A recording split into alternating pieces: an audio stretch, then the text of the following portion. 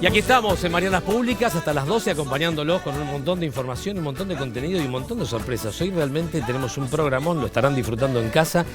Y queremos contarles que este sábado, o sea mañana a las 10 de la noche, en el ciclo Aguante el Cine se estrena acá en la televisión pública una película mítica que es El Aura.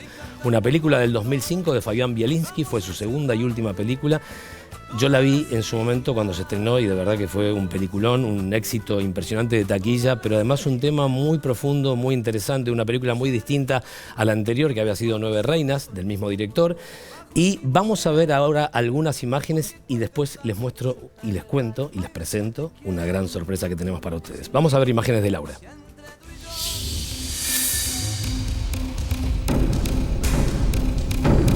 Dos tipos con 2 bolsas cada uno. La bolsa promedio trae 10 pacos con 50 billetes de 100. Ahora. ¡Vámonos, El truco está en el tiempo.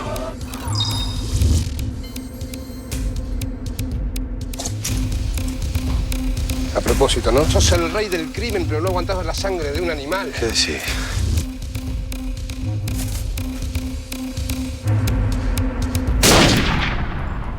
¿Dónde está Dietrich? Hay que esperar.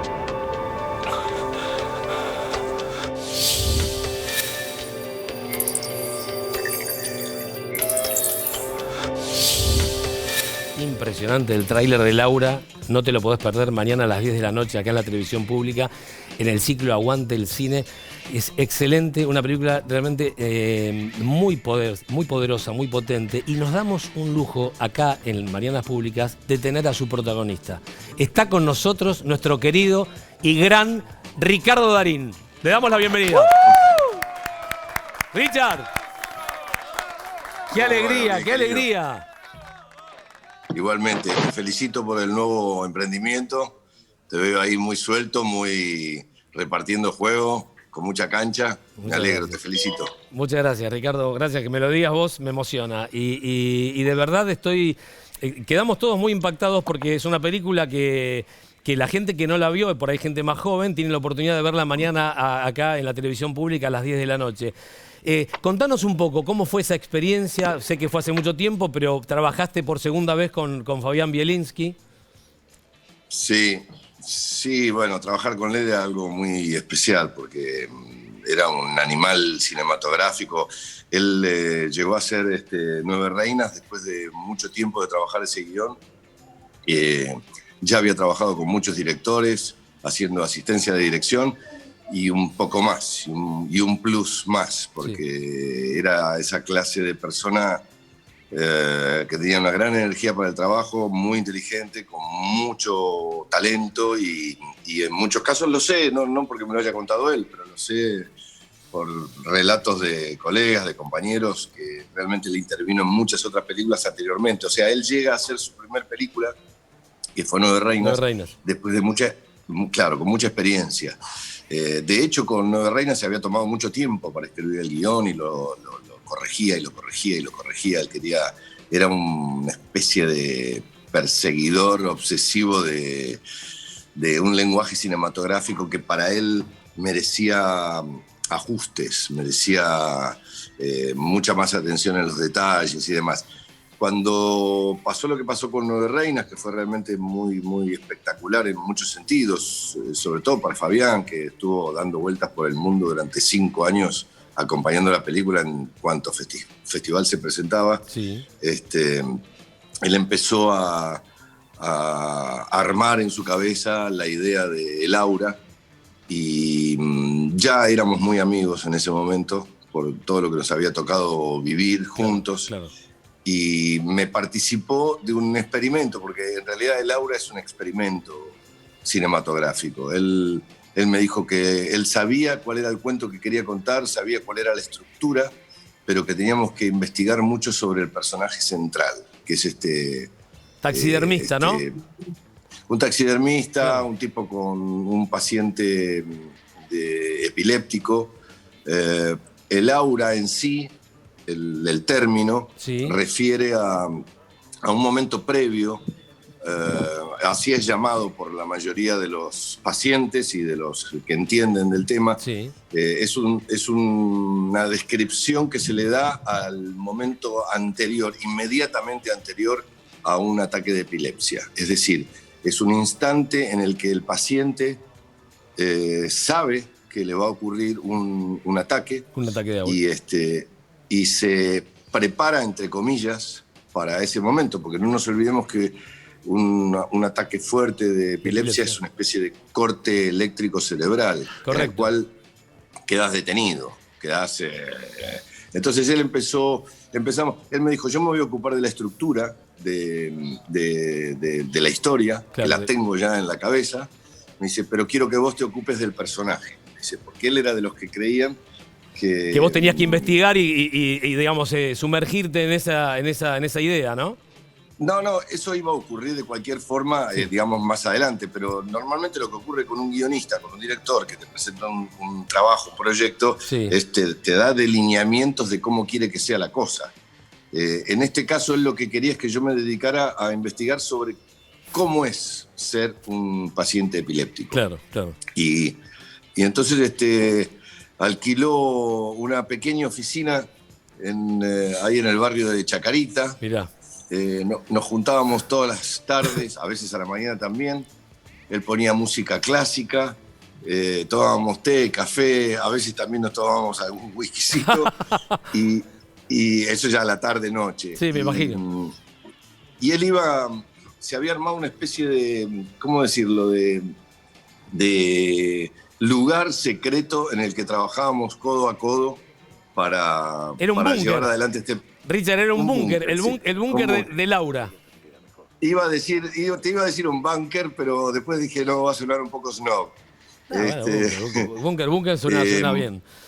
Y esto Ricardo, ¿cuánto tiempo antes de empezar el rodaje de Laura fue? Toda esta previa que nos estás contando. Por lo menos un año antes. Ah, mirá. Bueno, bien. Sí, un año antes. Estuvimos ahí encerrados. Fue realmente un momento maravilloso para mí, de mucho aprendizaje, porque además las características de Fabián era un tipo muy generoso en ese sentido.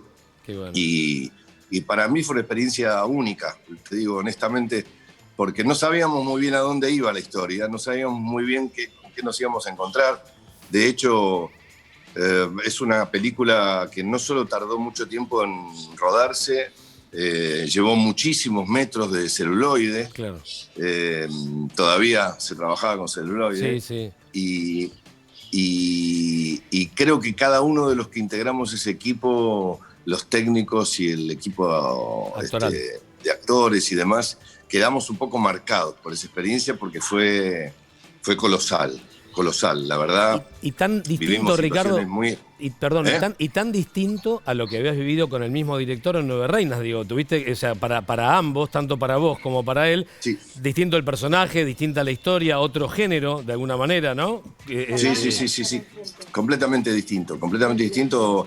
Él era un explorador en ese sentido, no se iba a quedar solamente con una estructura hiper específica de como fue la de Nueve Reinas. Él quería profundizar en otros aspectos. Sí, y bueno, la vida quiso que lo perdiéramos ahí al terminar el aura, porque en realidad tenía muchas más cosas en la cabeza y eso realmente es una pena.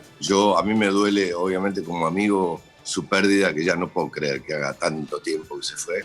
Tan joven, además, 47 años. Sino que además, cinematográficamente, te digo, fue una gran pérdida porque creo que Fabián tenía mucho hilo en el carretel todavía. Y además de eso, Ricardo, lo que vos decías, digo, Nueve Reinas también marcó dentro de la cinematografía argentina como una especie de bisagra, porque fue contar una historia como no se contaba habitualmente en la Argentina, ¿no? Con esa vertiginosidad, con ese ritmo. Yo me acuerdo que yo estaba viviendo en España cuando la vi y la rompió en España. O sea, fue una de las primeras películas. Tuya se había dado El mismo amor, la misma lluvia, creo que se había estrenado en España, pero Nueve Reinas, para los españoles también era una sorpresa ver un cine argentino distinto, ¿no? Para el mundo. Sí, fue impactante, fue muy impactante lo que ocurrió en todas partes del mundo. Fíjate vos que la prueba clara de eso está en que fueron comprados sus derechos para hacer una remake en Estados Exacto. Unidos. Es decir, cuando ocurre eso con una película es porque realmente ha pegado un giro, un camino por el mundo y se ganó su prestigio. Su digamos. prestigio, tal cual. Y en el aura, ¿qué recordás, Richard, como digamos con tus compañeros? Porque se ven unas imágenes tan poderosas, pero digo, trabajaste con amigos como Ale Aguada, bueno, con Dolores Fonsi, con el Sí. recordado Pablo Cedrón, también un divino. Sí, de todo, porque la experiencia fue muy larga, como te digo, estuvimos más de 4 meses filmando, estuvimos mucho tiempo en el sur, en Bariloche y Claro. en distintos lugares, en Comodoro Rivadavia, Junín de los Andes, Pinamar, qué sé yo, cosas muy raras, pero está plagada esta película de anécdotas y de situaciones muy atípicas, porque no solo por las características de lo que es el cuento en sí, la historia, Sí. sino porque además fuimos un equipo de más de 100 personas itinerando por la Argentina, y nos parecía que nunca íbamos a volver a casa. ¿En cuánto tiempo fue el rodaje? ¿En cuántas semanas, te acordás? Fueron muchísimas, porque mirándolo ahora, digamos, en forma retrospectiva, lo que pasó con Fabián, estuvimos en un momento estábamos en Bariloche rodando y Sí. estuvimos como 10 o 12 días en una especie de sensación de impas porque él no se sentía bien. Ah, mira. Fue tratado médicamente, por supuesto, fue atendido, pero no teníamos muy claro qué era lo que le ocurría y todo indicaba que era un tema de presión. Después, bueno, con el diario del lunes es más fácil, Claro, ¿no? Pero claro, después claro. con lo que ocurrió con él, evidentemente, yo no sé si fue un diagnóstico equivocado o en realidad tendría que haber sido un diagnóstico complementario de otro diagnóstico, porque en realidad el problema de él fue cardíaco. Claro, Él claro. falleció de un infarto masivo estando en San Pablo una noche. Estaba solo haciendo un casting creo que para una publicidad. Hablamos esa noche por teléfono Con Fabián. y sí, y recuerdo que esto lo cuento siempre, no sé si vale o no, pero Pero sí que vale, claro, Ricardo. por una cosa de la supuesto. intimidad. Él me dijo, estando en San Pablo, y después de todos los premios que se ganó el Aura, porque fue muy premiada para nosotros en nuestra academia, en la Muy Argentina. muy prestigiosa, sí. Sí, todavía es una película icónica, ¿no? Es decir, tiene fans muy férreos, gente que la valora muchísimo. Lo sé. Él esa noche que te cuento que hablamos me dijo, yo estoy volviendo, esto era un martes, supongamos, y él me dice, el jueves estoy volviendo a Buenos Aires y apenas llegue me dice, te voy a llamar porque quiero que almorcemos juntos. Éramos muy amigos, nos habíamos hecho muy amigos, sobre todo después de la experiencia de trabajar codo a codo en el Aura, ¿no? Claro. Me dice, quiero que almorcemos juntos porque te quiero contar una comedia negra que tengo en la cabeza que a vos te va a gustar mucho más que a mí. Me dice, pero me dice, te la quiero contar rápido porque así vamos viendo qué hacemos. Y él ya tenía en su cabeza la idea de hacer Su próxima película. Su próxima tercera película sería una comedia, Comedia según negra. él, Sí. una comedia negra, sí. ¿Y no te llegó a contar nada? No. En esa charla telefónica no te llegó a contar. Y ya después no pudiste verlo. No, porque le gustaba el suspenso, ¿viste? Sabía divino. que me iba a dejar en la máquina y que me iba a quedar yo. Maquinado, sí, craneando. rumiando eso que te había tirado. Sí, así que imagínate que al otro día recibir la noticia de Del fallecimiento. lo que le ocurrió fue realmente un masazo, ¿no? Porque no había ningún tipo de prevención en ese sentido, no estábamos enterados para nada. Fue un golpe muy, muy, muy duro para todos, imagínate para Cristina y su hijo Martín. Realmente era muy chiquito. En fin, nada, gente divina, además una familia divina, los que yo quiero muchísimo. Todavía hoy, por suerte, sigo manteniendo contacto con ellos. Esporádico, pero lo mantengo. Claro. Y nada. Con respecto a Laura te puedo contar 1000 cosas. Lo que pasa es que No, pero bueno, quiero pero- aburrirlos. No nos aburrís para nada, pero la gente está, yo creo que hay mucha expectativa de que se estrene, digo, vos te vas a dar el lujo también de volverte a ver, Ricardo. Digo, me parece que mañana a las 10 de la noche tenés una oportunidad de verte en una película, como vos bien dijiste, que es mítica, que generó un montón de premios y de prestigio para la Argentina. Me parece que está buenísimo que la televisión pública esté fomentando esto Sí. de la ficción, ¿no? En Argentina. Me parece muy bueno, y me parece muy bueno el ciclo, Aguante el cine. Aguante el cine, claro. me gusta mucho, la verdad que los felicito, se los agradezco en lo que me toca. Sí, es una película, espero yo, que sea recibida y abrazada como se lo merece, porque fue un trabajo colectivo de muchísimo esfuerzo, y están todos muy bien. Estaba Jorge Delía, Aguada, Dolores, como muy bien dijiste, sí. Todo un elenco maravilloso, él se tomaba mucho trabajo. Nahuel Pérez Vizcayart, ¿no? El chico Nahuel Pérez Vizcayart, que está viviendo, que está trabajando en Francia, es una superestrella en Francia, ¿no? Tengo entendido. Sí, le va muy bien. Está muy bien allí. Es un actor enorme. Ya desde chico se notaba que tenía un gran talento. Sí, está bárbaro. Está muy bien en la película también, sí. Está muy bien.